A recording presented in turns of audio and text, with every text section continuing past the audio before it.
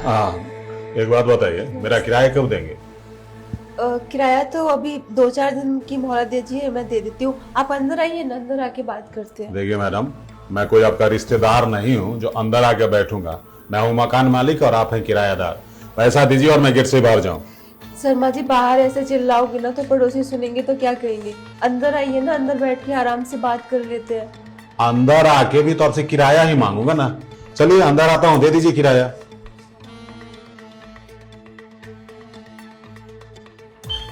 1-2 दिन चलो मान लिया कि मेरे हस्बैंड की तबीयत खराब है थोड़ी सी, और इतना बदतमीज है कि डेली आता है और वो भी गेट पे खड़े होकर चिल्लाने और लगता है, इंसल्ट कर देता है। अब आ गया ना, झेलना पड़ेगा, पता नहीं क्या क्या बक बक कर रहा होगा। अगर आज किराया नहीं देगी ना तो इन दोनों को यहाँ से भगा दूंगा। अब बर्दाश्त के बाहर है। मैं पानी सर से ऊपर जा चुका है। शर्मा जी, क्या लेके आऊँ? चाय, ठंडा, कुछ भी? एक मिनट मैडम, वो सब हम बाद में लेंगे, पहले आप बैठिए, आपसे बात करनी है। ये क्या तमाशा लगा रखा है आपने? पिछले 3 महीने से आपके दरवाजे पे सुबह शाम आके ऐसे माथा टेकता हूँ, लगता है जैसे मैं मंदिर में आया हूँ कुछ मन्नत मांगने। मेरा किराया क्यों नहीं देती? शर्मा जी, मैंने आपको बताया था ना, मेरे हस्बैंड की जॉब छूट चुकी है। 3 महीने से बहुत परेशान हैं हम लोग। वैसे मेरे हस्बैंड ना 2-4 जगह अच्छी कंपनियों में इंटरव्यू दे चुके हैं। जैसे ही उनका इंटरव्यू क्लियर होता है और उनकी जॉब लग जाती है तो मैं आपका 3 महीने का एक बार में ही पेमेंट कर दूंगी। मैडम देखिए, मेरा भी परिवार बच्चा है, मुझे भी अपने परिवार बच्चे की देखभाल करनी होती है, उसके लिए पैसे की जरूरत होती है। अब मैं जब आपको रूम दिया था तो ये नहीं कभी कहा था कि अगर आपके पति की नौकरी चली जाएगी तो आप 3-3 महीने 4-4 महीने मुझे किराया नहीं देंगे। अब मुझसे बर्दाश्त नहीं होता है। एक काम कीजिए, मुझे जल्दी से किराया दीजिए, नहीं तो देख लीजिए अपने लिए कहीं और आशियाना। इस घर में अब आपका रहना मुश्किल हो जाएगा। शर्मा जी, हम ऐसे कैसे कहाँ जाएंगे? आपको पता है ना, मेरे हस्बैंड तो इसी शहर में जब जॉब ढूंढ रहे हैं, और जैसे ही उनकी जॉब क्लियर होती है पेमेंट दे दूंगी। और आपको तो वैसे भी पता ही है। देखिए, डेली के बहानेबाजी ये अब मेरे साथ नहीं चलेगा। आपके पति की जॉब गई है ना, भगवान की कृपा से आप भी देखने में बहुत ही खूबसूरत और हसीन है, और ऊपर से कहती हैं कि हाउस वाइफ हैं। कोई बात नहीं, आप जैसी महिलाओं के लिए मैं एक अच्छा रोजगार बताता हूँ। क्या? किसी भी मकान मालिक के साथ 2 घंटे एकांत में बिता लीजिए और आपका किराया माफ हो जाएगा। और किसी भी क्यों, मेरे ही साथ वो सब कर लीजिए, आपका किराया छोड़ दूंगा। आप कैसी बातें कर रहे हैं शर्मा जी? और आपको शर्म नहीं आ रही है आपको ऐसी बातें करते हुए? मैं अपने हस्बैंड को धोखा कैसे दे सकती हूँ? और वो भी हमारी, चलो मानते हैं हम प्रॉब्लम में हैं, अभी परेशानी चल रही है, इसका मतलब ये तो नहीं है कि मैं किसी के साथ भी ऐसी हरकतें करके आ जाऊंगी। अच्छा, अनपढ़ आदमी को कौन सी जॉब मिलेगी बाहर में? हाँ, अगर पढ़ी लिखी रहती तो मैं सोचता भी। आपके लिए तो एक यही जॉब बच रहा है जो मैंने ऑफर दिया है, समझे? मेरा बात मान लीजिए, मैं आपको सुबह हम आके परेशान क्यों करेगा? पति जाएगा, पति की जगह पे मैं आ जाऊंगा, मेरे साथ जो करना होगा कीजिएगा, किराया माफ, और रहिए जीवन भर इस घर में। देखिए शर्मा जी, बहुत हो गया, इससे ज्यादा आप मेरे पति को ज्यादा मत बोलिए प्लीज। और वैसे भी आपका 3 महीने का किराया है ना, ऐसा तो है नहीं कि हमने सालों साल का किराया आपको न दिया हो। और वैसे भी हम इज्जतदार घर से हैं, ऐसे हम कहीं भागे तो नहीं जा रहे। आपके शहर में रह रहे हैं, आपके फ्लैट में रह रहे हैं, आपकी अच्छी जानकारी है, इसका मतलब ये तो नहीं कि आप हमें कुछ भी बोलोगे। बोलूंगा। जब दिल में दुख होता है ना तो वो दर्द बन के बाहर निकलता ही है, और आपने मुझे दुख नहीं तकलीफ ही दिया है किराया न देके। सुन लीजिए मैडम, आज रात को 8 बजे तक का मैं टाइम देता हूं आपको। या तो आप मेरा ऑफर स्वीकार कीजिए या 3 महीने का किराया दीजिए, समझे? और अगर दोनों में से कुछ भी नहीं कर पाई तो आपको आपके पति सहित इस घर से लात मार के भेज दूंगा, समझे? सोच लीजिए, जो अच्छा लगे वो कीजिएगा। मैं आऊंगा शाम को 8 बजे। क्या करूं? ये मकान मालिक तो हाथ धो के पीछे पड़ गया है। डेली डेली आता है, इतना सुना के जाता है। अरे 3 महीने का ही तो किराया है, कोई हमने इसका सालों का किराया तो नहीं रख लिया। कुछ समझ में भी नहीं आ रहा क्या करूं। ऊपर से मेरे हस्बैंड ने परेशान है, मैं उनको क्या बोलूं? सुबह जाते हैं, शाम तक वापस आ रहे हैं। इतना दिमाग खराब कर रखा है इसने, इतनी उल्टी सीधी बातें सुना के जाता है। खैर क्या करूं, कोई रास्ता भी तो नहीं है। ऐसा करती हूँ, ये ज्यादा बदतमीजी दिखा रहा है ना, और बार बार किराया भी मांग रहा है। कुछ ऐसा जाल रचाती हूँ जैसे ये किराया भी ना ले और उल्टे मेरे को ही पैसे दे। कुछ तो ऐसा करना पड़ेगा इसके साथ में, जब ही इसको समझ आएगी।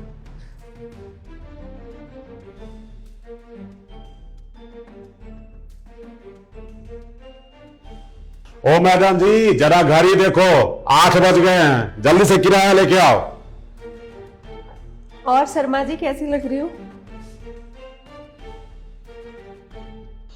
देखिए, लग तो आप ऐसी रही हैं जैसे लगता है बादल के बीच में चांद आ गया हो, लेकिन उससे मुझे क्या फायदा है?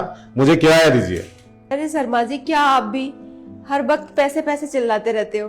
कभी मेरे को भी देखो, आज मैंने स्पेशली आपके लिए ड्रेस पहनी है। क्या बात कर रही हैं? आप मेरे लिए ड्रेस बनी है? अरे जरा करीब तो आइए। क्या बात है। और शर्मा जी, किराया वराया छोड़िए, आप अपना बताइए कैसे हो? देखिए मैडम, आपको इस ड्रेस में देख के मेरे दिल की धड़कन तेज हो गई है। मतलब इरादा क्या है? अरे शर्मा जी, आप इतने समझदार हो फिर भी मेरे से पूछ रहे हो। वैसे मुझे आपकी बातें बुरी नहीं लगी थी, काफी ओहो। अच्छी लगी। वाह वाह, ये की ना आपने बहुत समझदारी वाली बात। देखिए, ब्यूटी और ब्रेन भगवान बहुत गिने चुने लोगों को देते हैं और उनमें से आप एक हैं। सही समय पे आपने समझदारी वाला निर्णय लिया है। देखिए, मेरे शर्त के अनुसार आप चलेंगी तो ये घर भी आपका, मैं भी आपका, और मेरा ऑफर आपने स्वीकार कर ही लिया है। तो चलिए, एक बार जरा बेडरूम का रास्ता तो दिखाइए, आइए। अरे शर्मा जी, इतनी जल्दी क्या है? थोड़ी देर बैठिए, बातें करते हैं और एक दूसरे को जानते भी हैं। वैसे भी आपको पता ही है मेरे हस्बैंड कितने मतलब परेशानी से गुजर रहे हैं, और मैं तो ऐसा हस्बैंड डिजर्व भी नहीं करती थी। चलिए, भगवान ने आपकी मुराद पूरी कर ली, समझे। और बैठने, समझने, जानने के लिए बेडरूम से अच्छा जगह कोई नहीं है। और आपने मेरा ऑफर एक्सेप्ट कर ही लिया है, तो चलिए ना, अभी से जानना उनना शुरू कर देते, आइए। अरे शर्मा जी, इतनी जल्दी क्या है? और वैसे भी मेरे हस्बैंड अभी तो आने वाले हैं नहीं, वो तो शाम तक आएंगे, 9-10 बजे तक आते हैं। हमारे पास काफी टाइम है। और एक प्रॉब्लम भी है, मैं आपको शेयर करना चाह रही हूँ। एक्चुअली ना, मैंने किसी से ना 2 लाख रुपए लिए हुए थे। अच्छा। आपको तो पता ही है कितना स्ट्रगल हो चल रहा है लाइफ में। मेरे हस्बैंड की जॉब भी नहीं है और ऊपर से खर्चा वगैरह इतना वो तो कम ही नहीं होता। तो मैंने किसी से लिया था, पर उसके मैं पैसे दे नहीं पाई।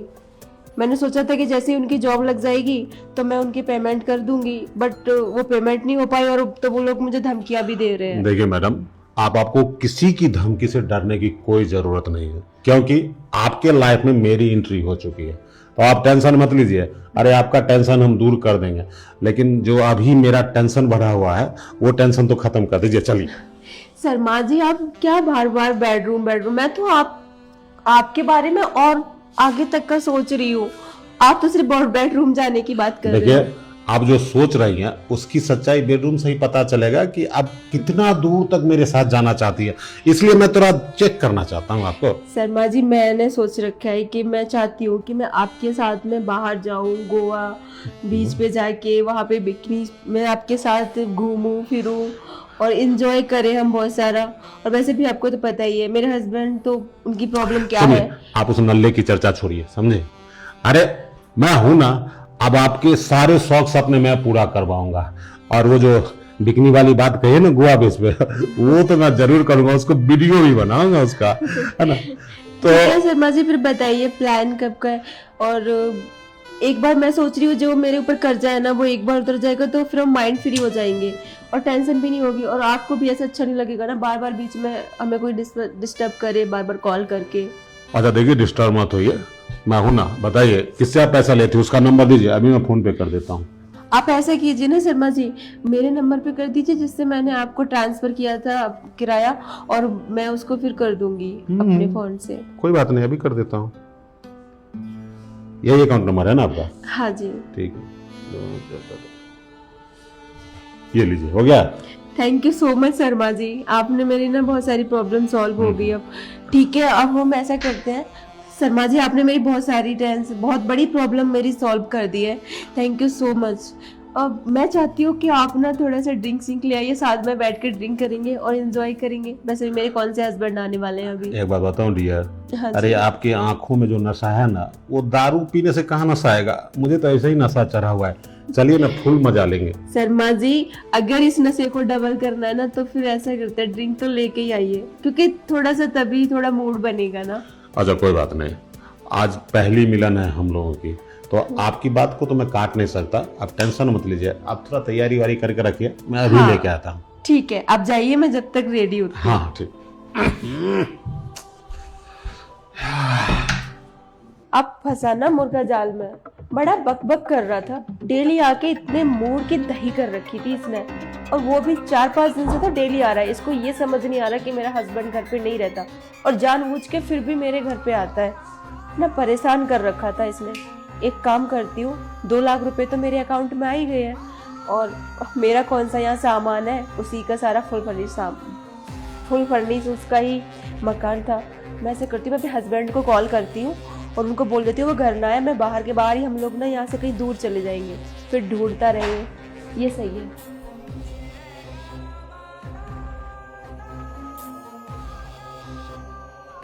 क्या बात है, मैडम जी ने मेरे स्वागत में दरवाजा पहले ही खोल के रखा है।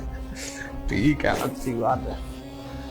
मैडम जी, अरे बाहर आ जाओ रूम से। देखो मैं ले आया हूं पार्टी करने के लिए सामान। अरे आ जा। क्या हो गया मैडम जी, कुछ जवाब ही नहीं दे रही है। कहीं कुछ गड़बड़ तो नहीं? चेक करना पड़ेगा, मुझे कुछ शक हो रहा है।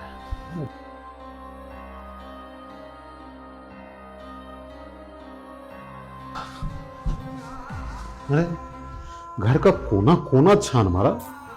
मैडम जी तो ऐसे गायब हो गई जैसे गधे के सर से सींग। आखिर ये अचानक चली कहां गई? अरे बाप रे, कहीं मुझे हुस्न का जलवा दिखा के मुझसे 2 लाख रुपए लेके चंपत तो नहीं हो गई? मेरे को फुल डाउट है मुझे धोखा देके वो भाग गई है। अच्छा, लेकिन जाएगी कहां? मेरे फंटर लोग पूरे शहर में हैं। कॉल करूंगा और इसे ढूंढ के लाऊंगा। बताओ, मेरे मूड का तहस नहस कर दिया। अब इसे नहीं छोड़ूंगा।